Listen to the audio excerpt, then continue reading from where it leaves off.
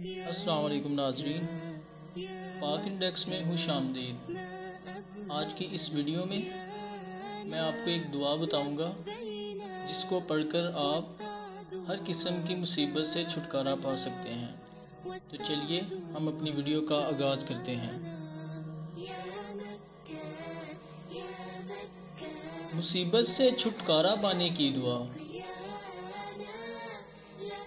لا الہ الا انت سبحانک انی کنت من الظالمین۔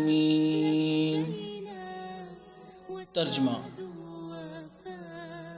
اے اللہ،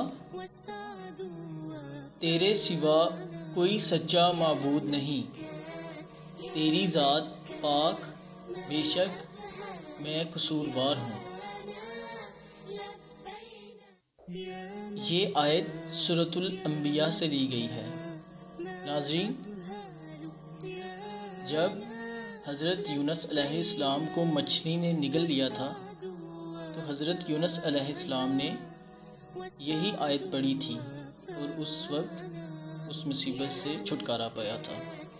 امید ہے آپ کو ہماری یہ ویڈیو پسند آئی ہوگی، تو اس لیے ہمارے اس چینل کو لائک اور سبسکرائب کر دیں اور ساتھ میں دیے ہوئے بیل آئیکن کو پریس کر دیں تاکہ آپ کو ہماری ہر نئی آنے والی ویڈیو کا نوٹیفیکیشن ملتا رہے۔ شکریہ۔